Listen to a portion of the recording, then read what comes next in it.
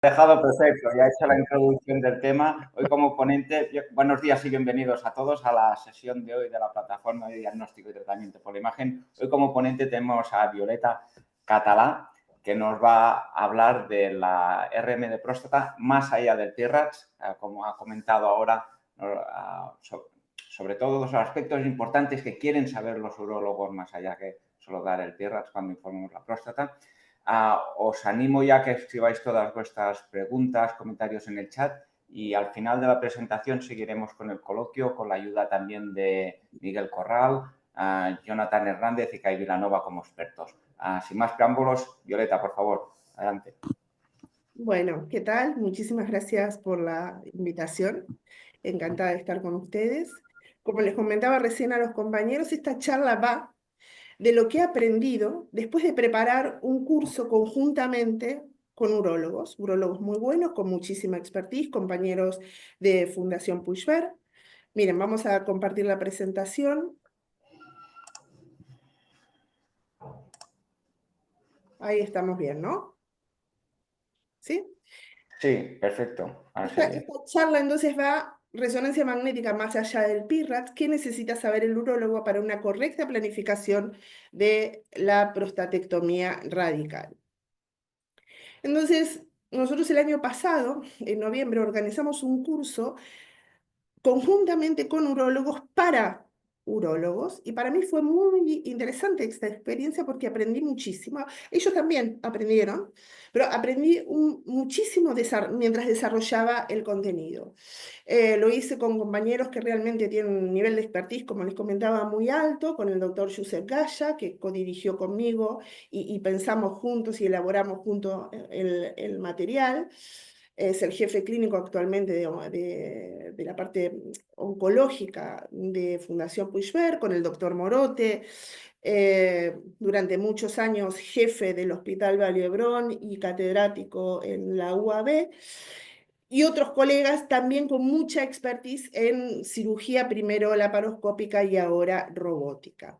Y entonces a partir de que Salva me invita, digo, bueno, mira, creo que es una buena oportunidad para compartir lo que he aprendido con ellos. Entonces, ¿qué informar, por qué y cómo?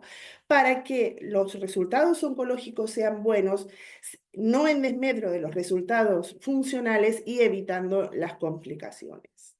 Entonces, aquí hay un tema que cuando ellos se plantean una prostatectomía radical, tienen en mente la trifecta, ¿no? Por una parte la seguridad oncológica, por otra parte los resultados funcionales que tienen que ver con la preservación de la potencia sexual y de la continencia urinaria.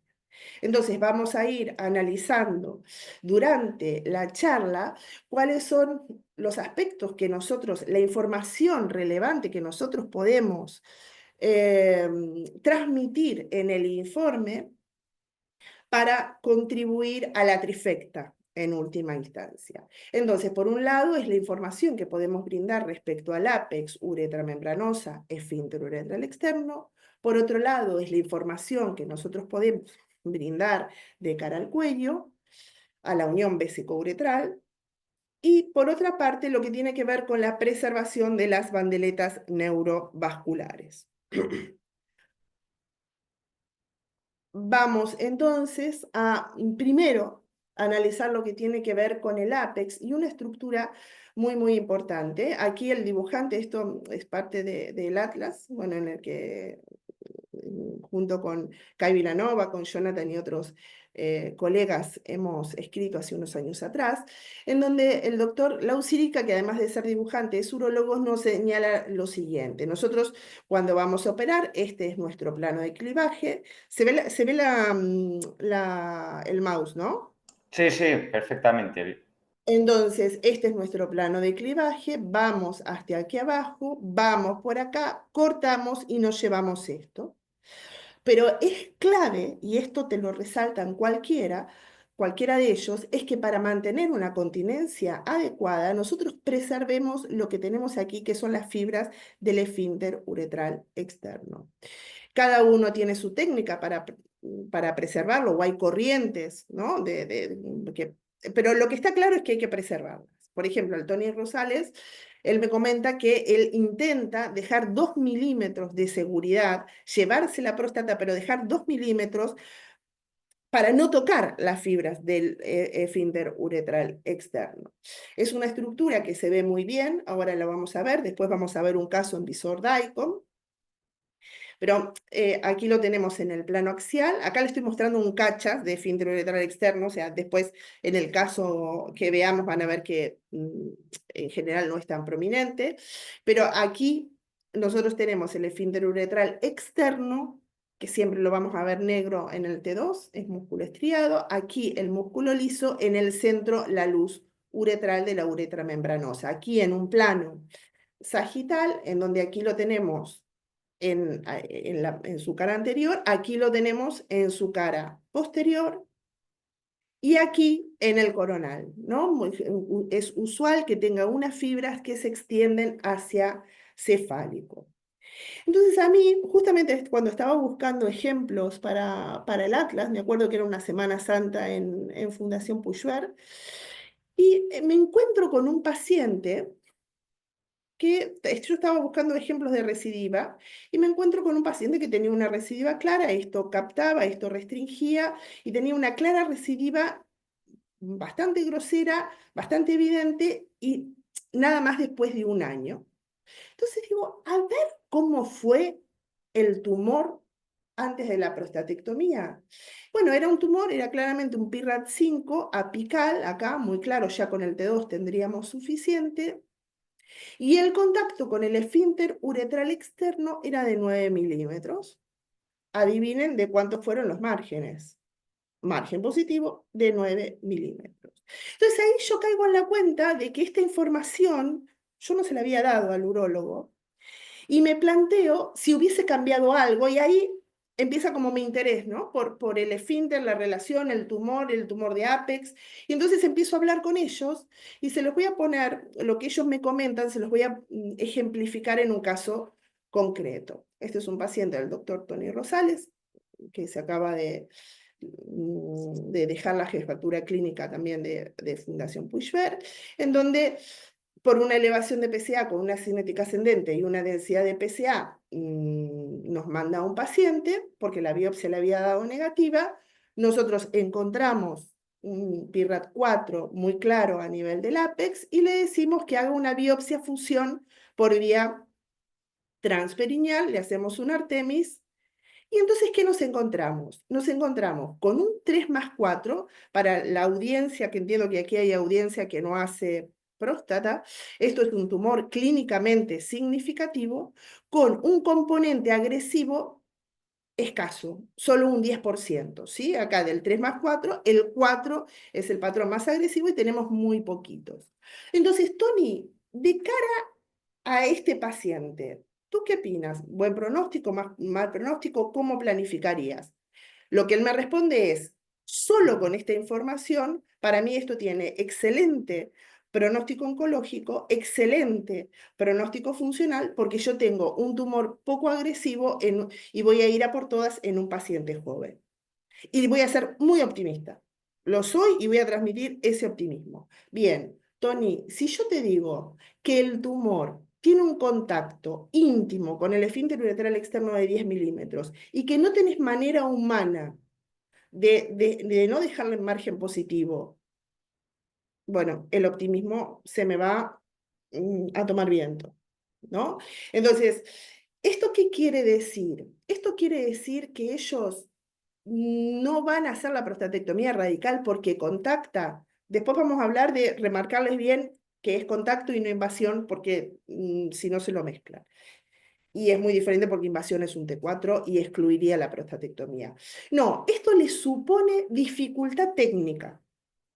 Y la trifecta, en esto que ellos quieren es seguridad oncológica sin perderme los resultados funcionales, se les complica. Entonces, es una información de peso que hace que ellos la pongan a la hora de elegir la terapéutica. A mí me ha pasado en un paciente recientemente por información morfológica, esta y otra más que vamos a charlar ahora, que han dicho, ¿sabes qué? Que vaya, no lo quiero operar porque voy a tener unos resultados desastrosos, que vaya a radioterapia y ya se lo encontrarán.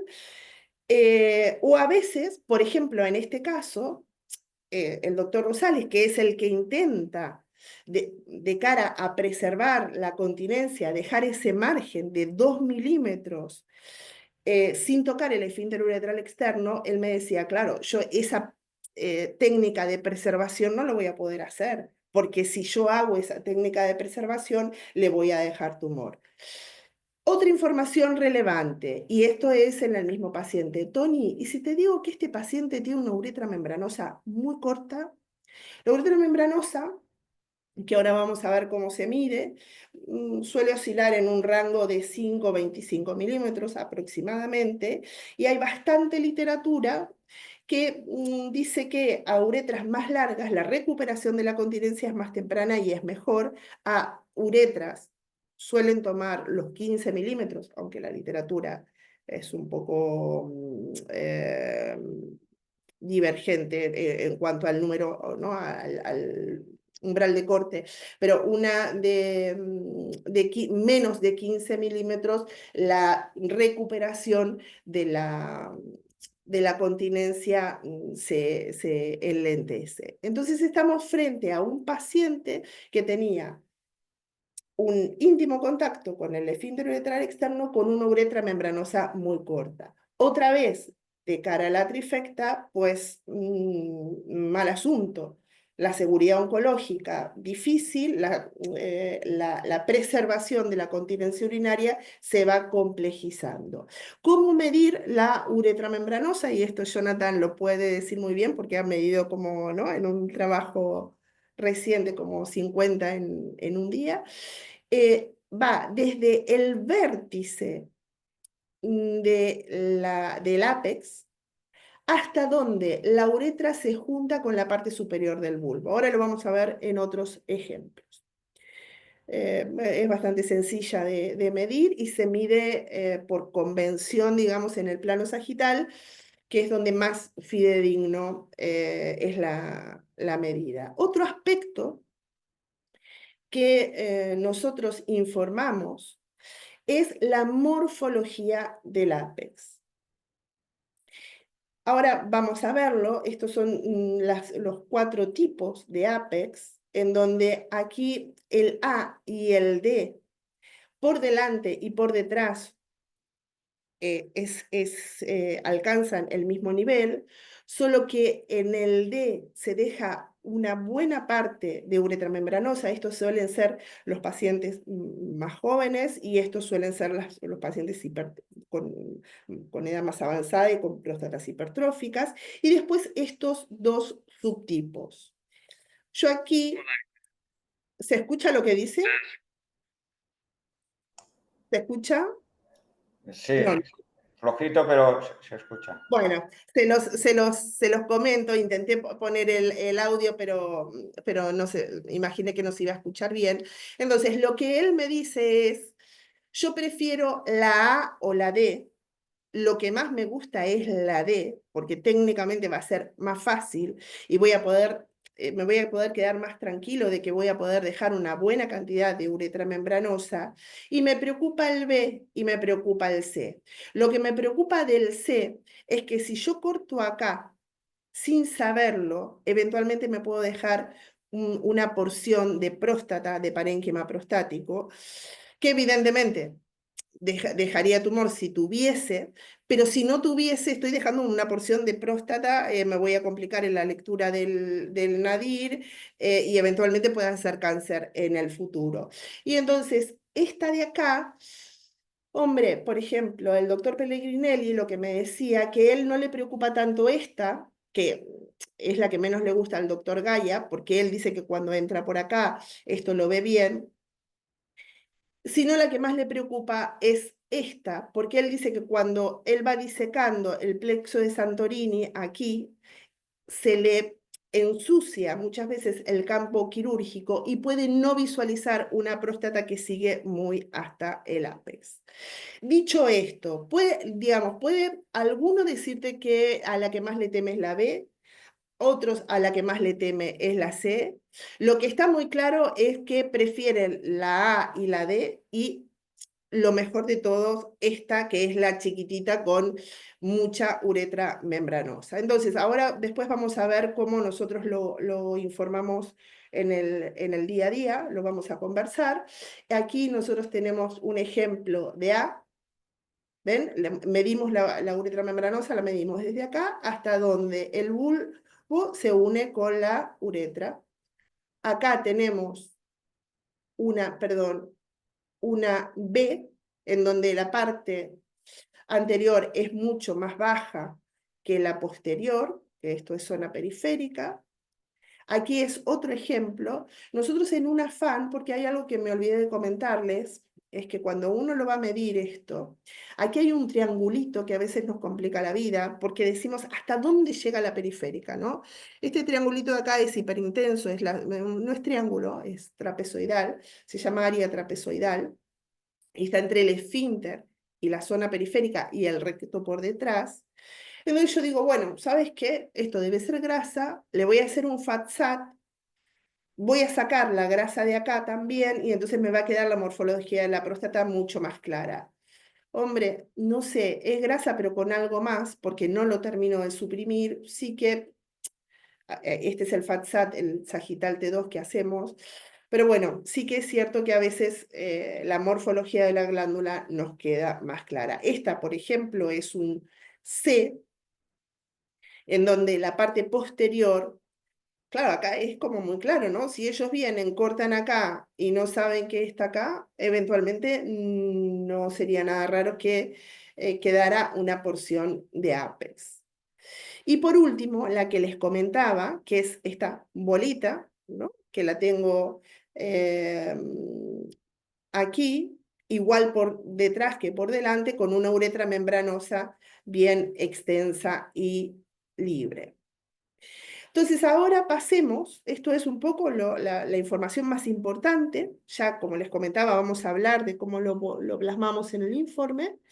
Esta es la información más importante que nosotros les transmitimos en relación a lo que es APEX, uretra membranosa, esfínter uretral externo, que de cara a lo que es el cuello vesical. Ustedes piensen que ellos tienen que sacar la próstata e idealmente preservar el cuello de cara a la preservación a una buena continencia. Entonces hay una cosa muy simple que ellos necesitan, y es que nosotros les informemos.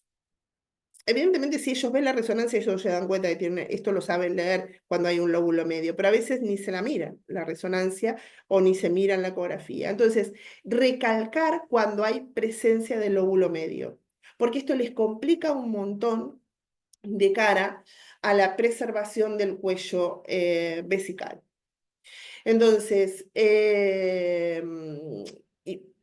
que está el lóbulo medio, pero hay otro dato que es importante y es de dónde depende, de qué depende. Por ejemplo, en este caso, si ustedes miran el coronal, ven que depende del lóbulo izquierdo y que este lóbulo medio desplaza la unión vésico-uretral hacia la derecha.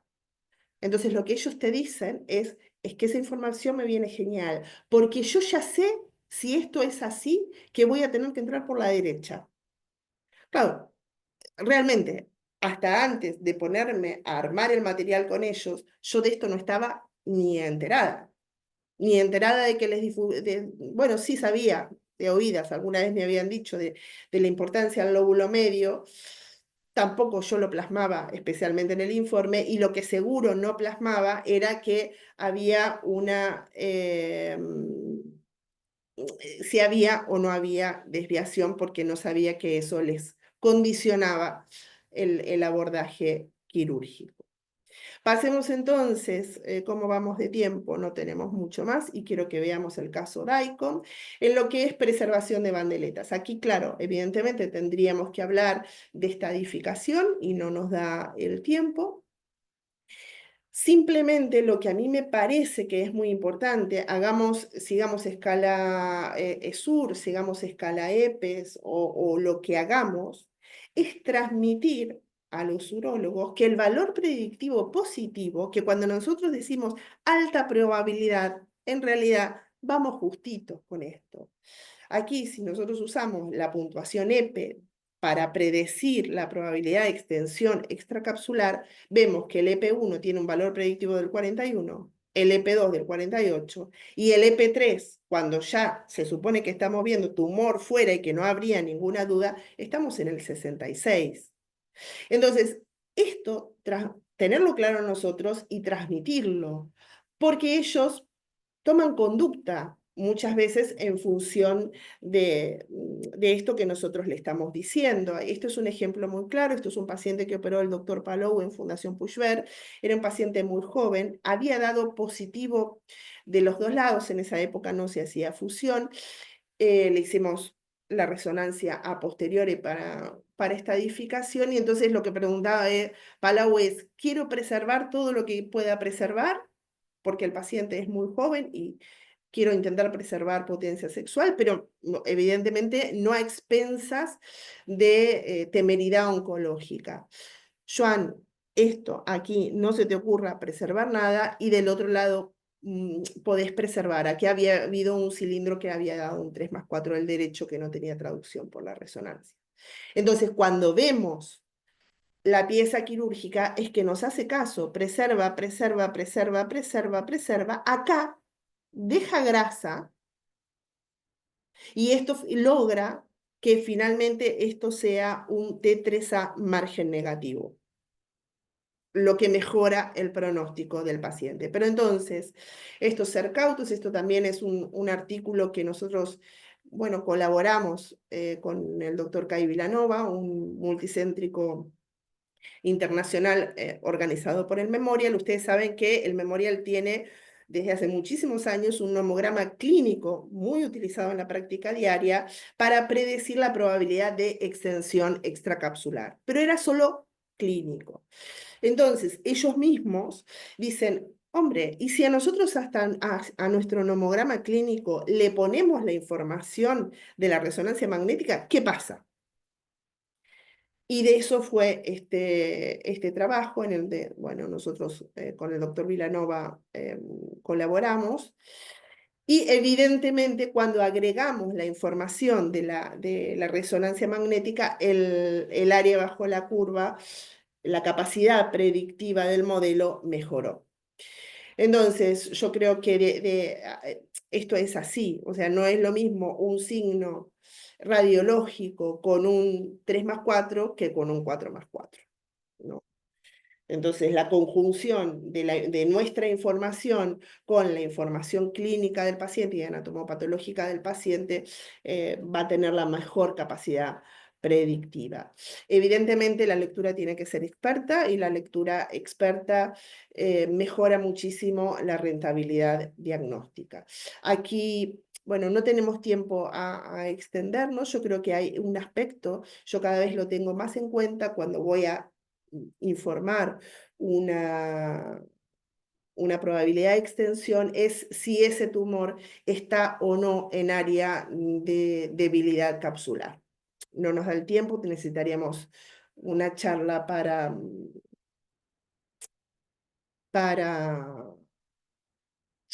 solo para extensión, evidentemente. Esto lo vamos a pasar porque quiero ir al caso clínico y quería comentarles también, aprendiendo de los errores, este es el doctor Jorge Rioja, que es el titular de la cátedra de radiología. Nosotros trabajamos muy estrechamente con él, con los pacientes de Zaragoza.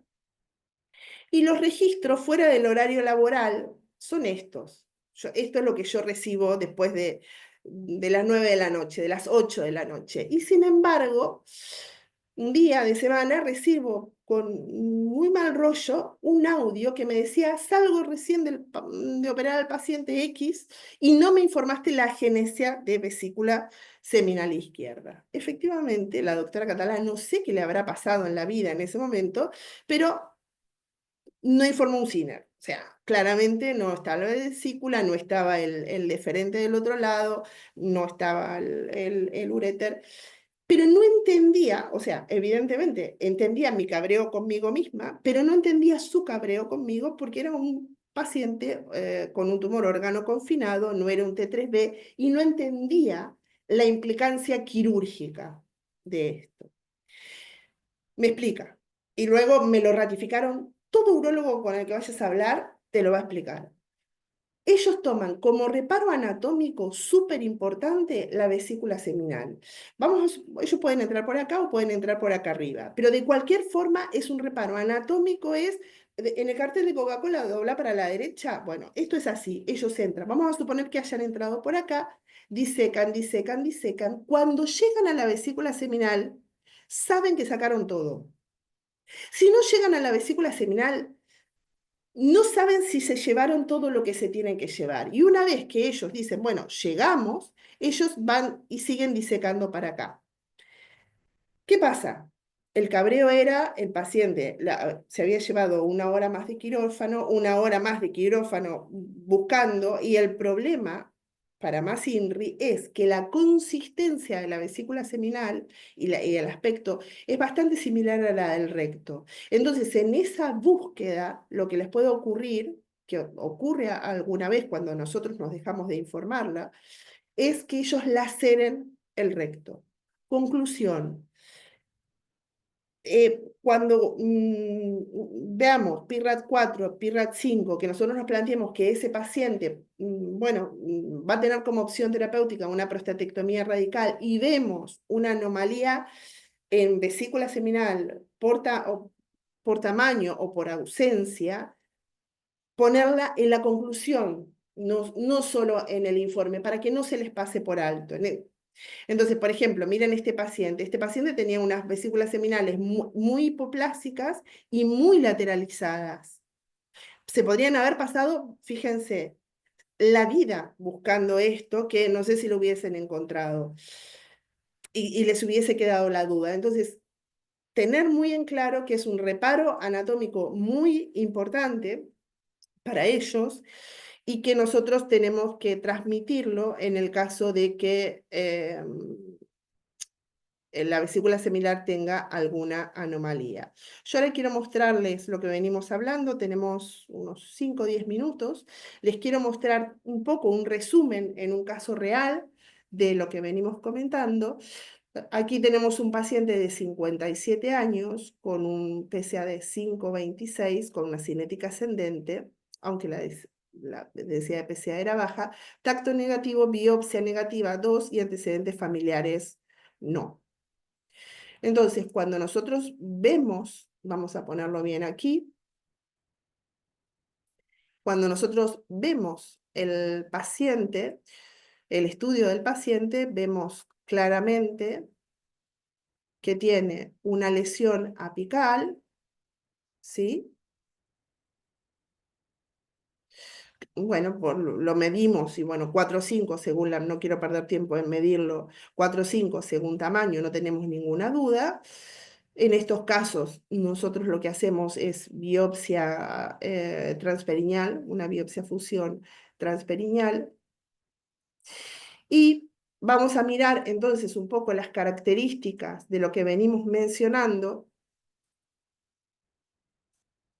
para verlos en un caso real. Entonces acá vamos a poner el sagital y acá vamos a poner el coronal. Entonces, el esfínter uretral externo nosotros lo vamos a tener, tenemos el anillo acá, el anillo no lo vemos interrumpido, realmente no tenemos ningún signo de invasión. Esto es lo que les decía, es muy importante, porque a veces yo contacta íntimamente con el esfínter uretral externo. Me dijiste, ellos entienden que está invadido, y si está invadido es un T4, y si es un T4, la opción curativa yo la estoy eliminando. No, ahora lo que hago es contacta, en el caso de que sea así, ¿no? Contacta con el esfínter uretral externo sin signos de invasión.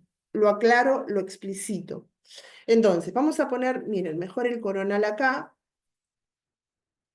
acá. Entonces, cuando se ve muy bien en el coronal, fíjense, este es el esfínter uretral externo. ¿Ven? Miren, estos son esfínter uretral externo acá, esfínter uretral externo acá. Me voy para atrás, esfínter uretral externo acá, acá, esta banda de acá, y me voy acá. ¿Ven? Esto es el tumor. Entonces, el tumor contacta íntimamente con el esfínter uretral externo.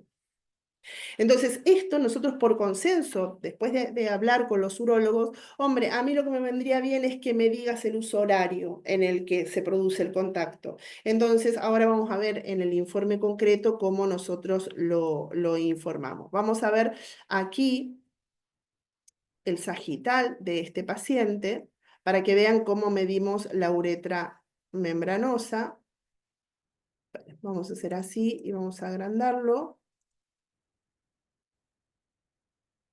¿Ven lo que les digo de la zona trapezoidal? Eso no es zona periférica, esto es zona trapezoidal. A veces cuesta un poquito verlo, aquí la zona trapezoidal lo tengo para atrás. Este paciente tenía una uretra membranosa súper cortita. Miren lo que es esto.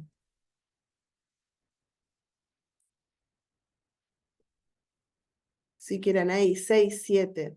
Entonces, este es el bulbo. Aquí se encuentra con la uretra, esta es la zona periférica, aquí termina en el ápice la zona periférica, mido de ahí hasta acá. Entonces nosotros estamos frente a un paciente con un tumor apical que contacta aproximadamente entre hora 9 y 3 con el esfínter uretral externo, esto lo veíamos muy bien en la difusión, que tiene una morfología de ápex, si ustedes se fijan, de la parte posterior va más hacia abajo, ¿sí? Y con un pequeñísimo lóbulo medio aquí que no nos desplaza la unión vésico-uretral. Esperen que se los agrando. Vamos a hacerlo ahí. Ahí. Tenemos el pequeño lóbulo medio, pero este pequeño lóbulo medio, a diferencia del paciente que habíamos visto en el ejemplo inicial, no desplaza la unión vésico-uretral. Entonces, si nosotros hacemos un resumen de todo lo que hemos visto, teníamos un tumor apical que contacta íntimamente con el esfínter uretral externo, que teníamos una morfología de ápex tipo C, con una uretra membranosa de 6 milímetros, y un pequeño lóbulo medio que no nos desplaza la unión vésico-uretral. Entonces, nosotros actualmente, ¿cómo lo llevamos al plano asistencial? ¿Cómo lo llevamos a la vida real? Bla, bla, bla, bla, bla, bla, informamos todo lo que sabemos que tenemos que informar aquí y al final ponemos hallazgos morfológicos, ver gráfico adjunto, porque nosotros ponemos esto aquí en el informe, sin colorines, ¿no? Pero nosotros acá decimos morfología C y les mandamos esto en el informe como imagen clave. Morfología tipo C, presencia de pequeño, del lóbulo medio, pequeño centrado, no desplaza la unión vesicouretral, longitud de la uretra membranosa, 6 milímetros. Respecto a las vesículas seminales, acá no había nada que decir, lo ponemos en el cuerpo del informe, no lo resaltamos en la conclusión. Entonces, en la conclusión, lesión que mide tanto, que está en tal lugar, tal PIRATS. Bueno, en caso de confirmación, la probabilidad de extensión extracapsular, la lesión en su porción más caudal contacta íntimamente con el esfínter uretral externo sin signos de invasión del mismo entre hora 9 y 3. Dada la localización, nosotros sugerimos biopsia fusión transperineal, que la hicieron y efectivamente salió un 3+4. Bueno, esto es un poco un resumen, una síntesis un poco apurada y ajustada de lo que he aprendido en esta preparación del material en el curso para urólogos. Creo que es mucho lo que podemos aportar. Ya para terminar, comentarles que hoy iniciamos la 4ª edición del Fellow de próstata con muchísimos alumnos. Yo creo que ya vamos a estar en 100 prácticamente porque hemos tenido muchísimos inscritos en la madrugada de hoy. Los invitamos a sumarse a los que le pueda interesar. Vamos a dejar abierta, como el material es online, vamos a dejar abierta la, la inscripción hasta el viernes que viene aproximadamente. Bueno, comentar, no sé, abierta a preguntas. Muy bien, muchas gracias Violeta por esta excelente presentación, muy detallada y muy clara sobre los aspectos que tenemos que tener en cuenta cuando se informa una próstata que irá posteriormente a prostatectomía radical. Hay varias preguntas en el chat y animo a los expertos, acá y a Miguel, a Jonathan, que se animan a la discusión. Y antes de empezar con las preguntas, una de las dudas que quizás está planteando la audiencia es hasta qué punto información muy útil, relevante, hay que ponerlo siempre en todos los informes, tú lo has dejado claro que sí, o esto es un trabajo más de comité multidisciplinar para tratar cuando ya se ha decidido que la próstata es quirúrgica, etcétera, etcétera. No sé qué pensáis, No, Violeta. yo te comento cómo lo manejo yo en el plano asistencial, de verdad. PIRAT 1, 2 y 3 no informo porque se te extiende el tiempo de informe. Ahora, cuando nosotros tenemos un PIRAT 4 o 5, nosotros tenemos un valor predictivo positivo muy alto y la opción, y nosotros sabemos que la opción quirúrgica va a estar sobre la mesa, nosotros lo informamos sistemáticamente en todos, como te mostré en el informe, ¿no? O sea, realmente nosotros lo plasmamos así y como, claro, nadie se acuerda que es, ni yo misma muchas veces tengo que ver el gráfico para saber cuál es la morfología de Apex, ponemos el gráfico, morfología de Apex tipo A y ponemos el esquemita añadido. Lo estamos Correcto. haciendo en el circuito asistencial en PIRAT 4 y 5. Muy bien. Miguel, Kai, Jonathan, ¿cómo lo gestionáis vosotros? Y si queréis añadir algún comentario, pregunta sobre la charla. Kai. Y bueno, bueno, un poco ya lo acaba de decir Violeta, que este es un tema que, como quien dice, que no es lo habitual, que pongamos todos estos detalles tan claves para el cirujano. Y lo que también a mí, en cierta manera, no sé, porque, o sea, tú, como Violeta ha comentado, esto ha sido recientemente, cuando ha hecho un curso con los urólogos, que ella ha aprendido lo que necesitan los urólogos de nosotros. Y aquí es donde yo voy bueno, y como todos sabemos, ¿no? Ella hace cursos, yo hago cursos, vamos a cursos de próstata y a mí me sorprende que esto no es un dato que se incida mucho en nuestros cursos y de aquí, bueno, la importancia, bueno, que esta charla para mí es muy importante y la dificultad probablemente que ya Violeta lo ha dicho, que ella, bueno, a partir de ahora pues, lo está realizando, pero claro, como ya sabemos, ¿no? Que hoy en día cuando uno hace un informe de próstata, el objetivo es ah, que qué PIRATS tiene y si es un PIRATS 4 o 5, qué estadificación le ponemos. Pero no nos ponemos a detallar, por ejemplo, los datos que Violeta, con lo cual, bueno, yo creo que hay mucho trabajo y que esto hace que nuestros informes deban transformarse porque, bueno, Violeta lo ha dicho con lo cual, un poco mi pregunta es, ¿cómo es que los urólogos no nos hayan, ¿no? Desde hace, ¿no? Que no tengamos este feedback cuando para ellos, Es si tan impresionante. importante es, ¿no? Tanto tú como yo tenemos mucha relación con ellos y Sí, pero a hablamos. mí lo que me O sea, sorprende es que no nos lo hayan, ¿no? Que no le incidan. ¿Sabes? no, y aparte, o sea, pero es que ellos o sea, tampoco saben, es una falta de comunicación bilateral, Claro, sí, porque sí, ellos también alucinaban con lo que la técnica podía aportarles de información, ¿sabes? sí, sí, es desconocimiento. Al punto que una de las cosas que nos planteamos con Gaia fue hacer, que sería muy interesante, no sé si nos va a dar la vida, ¿no?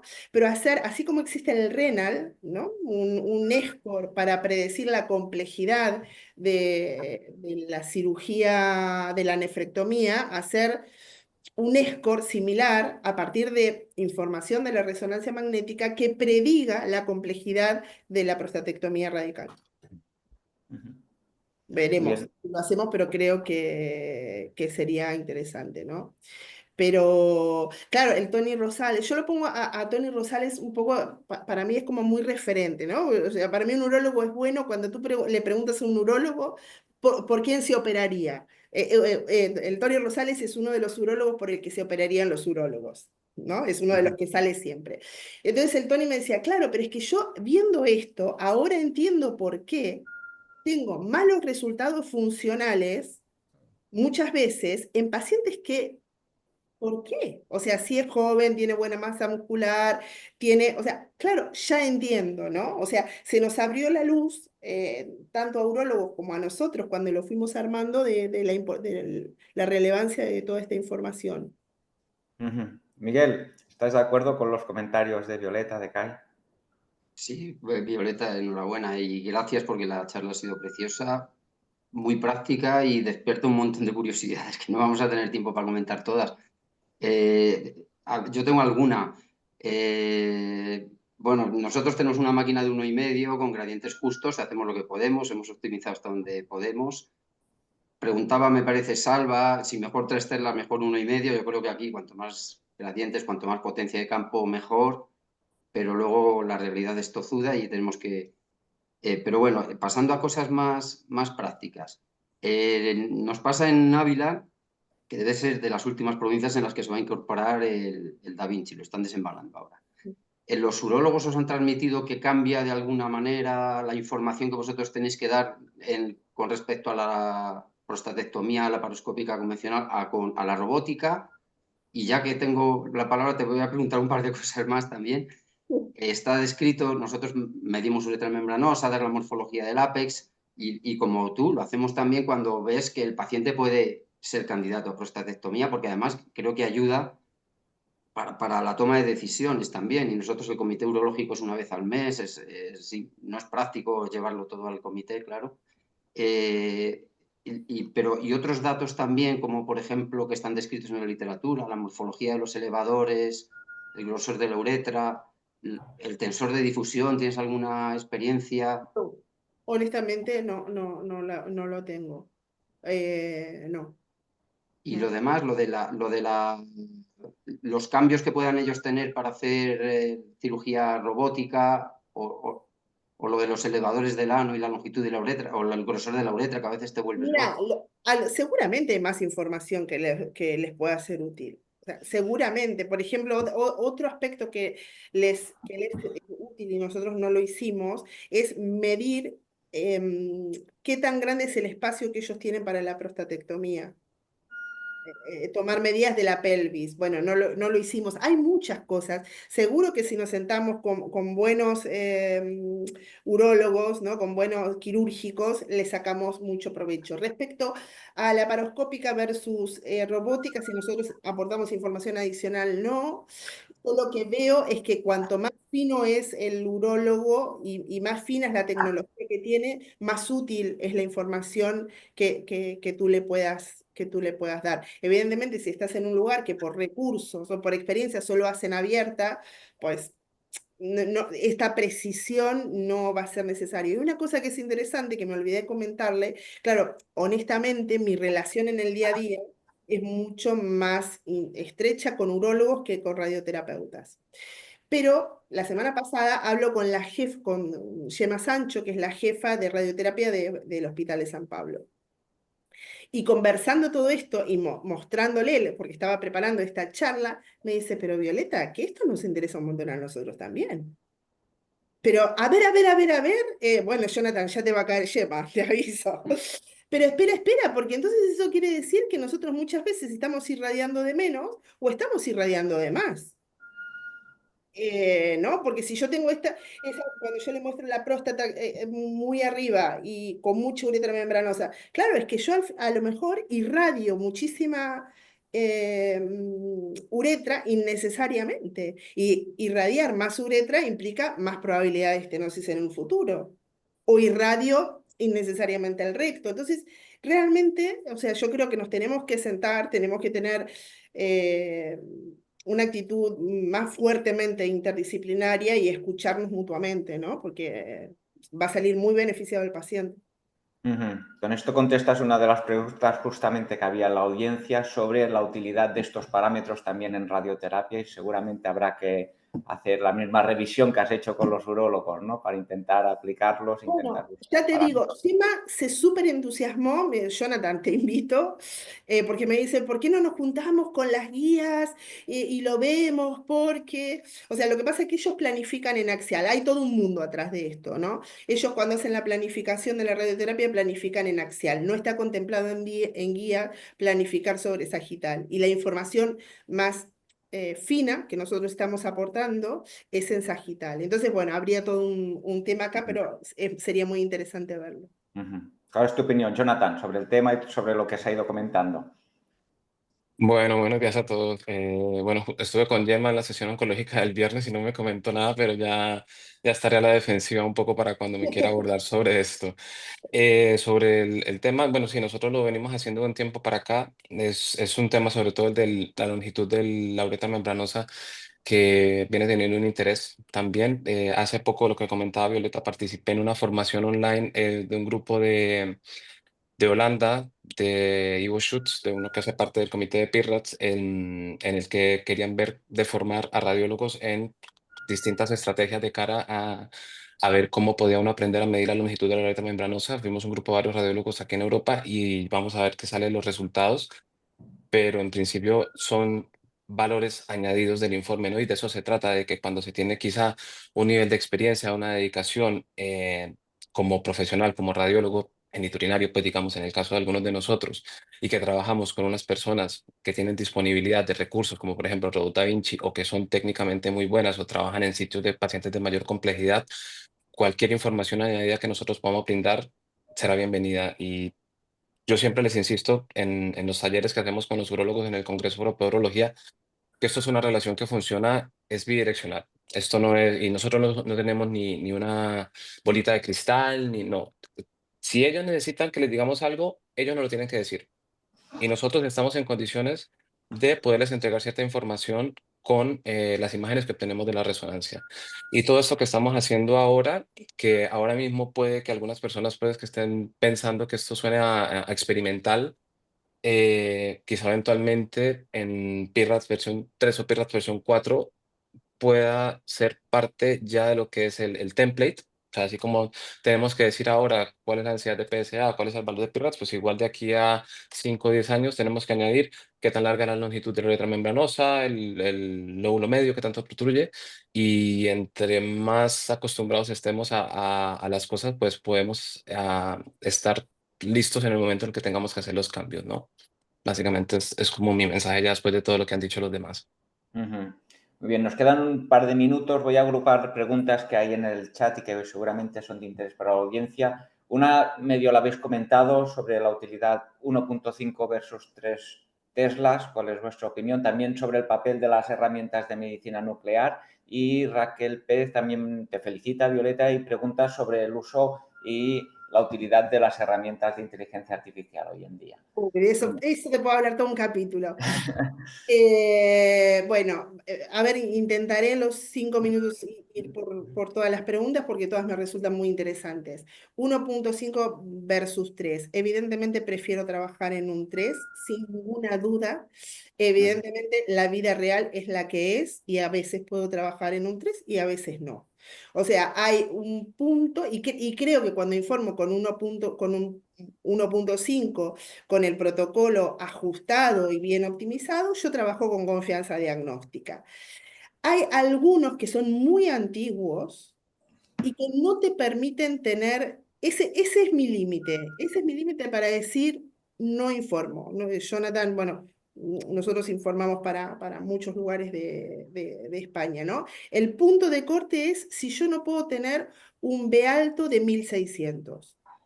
Yo y no me importa lo que dice el PIRAT dice que ya con un 1400 te podés contentar. Yo tengo una inseguridad diagnóstica que para mí es inadmisible y si no me permite de un 1600 calculado para arriba, adquirido o calculado para arriba, yo no firmo, ni grupo, digamos, ¿no? Por lo demás, bueno, evidentemente todos pediríamos cartita a los Reyes Magos, trabajar siempre con 3 Tesla.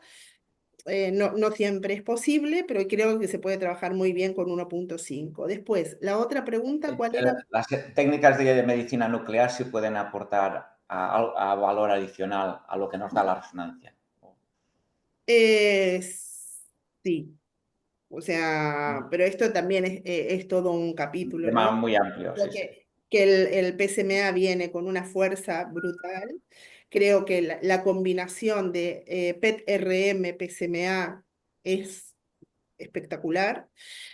Creo que es muy importante que los estudios de PET se coinformen entre nucleares y radiólogos, porque es importante, muy importante tener, no es fino el nuclear, por mejor que sea como nosotros en los aspectos morfológicos, y además de eso es importante que alguien que entienda, que sepa de cáncer de próstata, que sepa lo que es un 3+4 con poco componente 4 o con mucho, que sepa, o sea, no qué es que sepa leer bien los aspectos clínicos, pero seguro, o sea, la medicina nuclear viene pisando muy fuerte y nos aporta muchísimo. La tercera Y pregunta. por último, el rol de la inteligencia artificial, ¿no? Si estamos todavía en el hype o como... Bueno, el tema Bien. de la inteligencia artificial. La inteligencia artificial seguro nos va a ser de utilidad en un futuro, yo supongo que se ríe Jonathan. Eh, eh, Jonathan, no te rías, porque es que venimos trabajando y venimos trabajando muy intensamente con diferentes grupos de inteligencia artificial. Si les tengo que hacer una síntesis, los productos están inmaduros como herramienta asistencial, suelen tener buenos desarrolladores detrás, algunas casas van más rápido. Nosotros ahora, de hecho, estamos por firmar colaboración con con una de ellas. Le falta, o sea, le falta, los productos están maduros y tiene que entender la industria que una cosa son los tiempos empresariales y otra son los tiempos científicos. Y una cosa es el circuito empresarial y otra cosa es el circuito científico. Y a esto le falta desarrollo y le falta evidencia. Mi hipótesis es que una de las razones por las cuales no va tan rápido no es porque no va tan rápido también por impedimentos normativos y legales. O sea, si tú quieres hacer una IA para traducir, tu gol estándar son los hablantes nativos. Y eso hay muchos, millones, y es muy barato. Y en cambio, si tú lo que quieres hacer es alimentar un algoritmo con... por ejemplo, en carcinoma prostático, tú necesitas mm, o pieza quirúrgica o resultado de biopsia. Y ahí es una complejidad que yo creo que enlentece mucho el proceso. Conclusión, me parece que la IA es futuro, pero todavía no es presente en el circuito asistencial. Muy bien. Una ronda rápida de los expertos para acabar. ¿Qué pensáis sobre estos temas? Jonathan, que estabas sonriendo. Bueno, no, yo soy partidario de la opinión de Violeta de que la inteligencia artificial ahora mismo está muy verde. Yo creo que hay mucho hype detrás de la inteligencia artificial ahora mismo porque es que vas a un congreso de radiología y hay sesiones y sesiones interminables de gente vendiéndonos todos los potenciales beneficios de la inteligencia artificial y luego está siempre ese mensaje detrás de hace unos años de que no se deberían formar más radiólogos porque la inteligencia artificial nos vendría a reemplazar. De momento, la sensación que a mí me genera es que me voy a poder pagar la hipoteca tranquilo, que la inteligencia artificial como herramienta todavía le falta mucho por pulir y que, bueno, que realmente espero que se desarrollen herramientas de inteligencia artificial que nos permitan hacer más dinámico nuestro día a día, más que de pronto venir a reemplazarnos. Pero aún así, la experiencia de momento es bastante agridulce, por lo menos en mi experiencia personal. Y que yo creo Quiero que... aclarar que cuando nosotros hablamos de experiencia, no hablamos de impresiones subjetivas, sino que estuvimos trabajando y contrastando con anatomía patológica. O sea, mm, eh, ¿no? Resonancia magnética, en nuestro caso 3 Tesla con las diferentes empresas, lectura experta y anatomía patológica.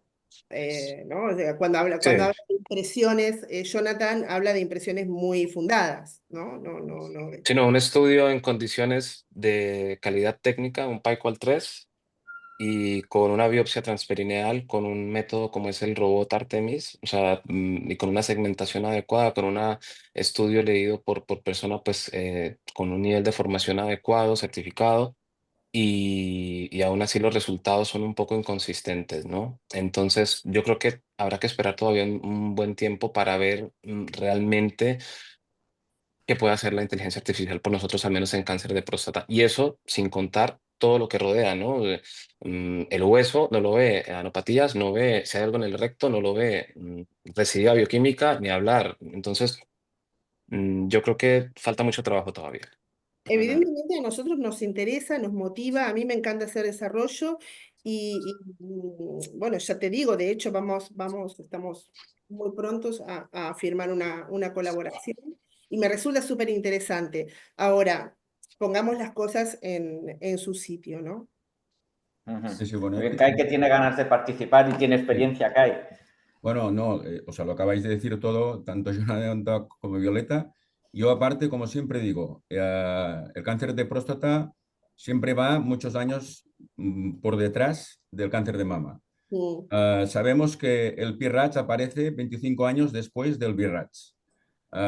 Y yo siempre pongo el mismo ejemplo y cuando los que ya llevamos unos años, todos recordáis el CAT para la mamografía. El CAT de la mamografía supongo que no se implantó nunca, ¿no?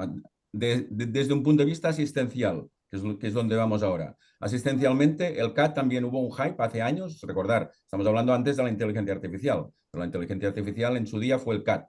Y el CAT no se implantó nunca y se sigue haciendo lectura con 2 radiólogos, hoy en día, screening. O sea que por mucho que haya inteligencia artificial, hemos de ver y hemos de aprender de cómo se hace el screening de mama hoy en día, si la inteligencia artificial es asistencial o no en el cáncer de mama. La respuesta es absolutamente que no. Con lo cual, como acaba de decir Violeta y Jonathan, nos queda, vamos, bastante para que desde un punto de vista asistencial tengamos una IA que la podamos aplicar de forma rutinaria.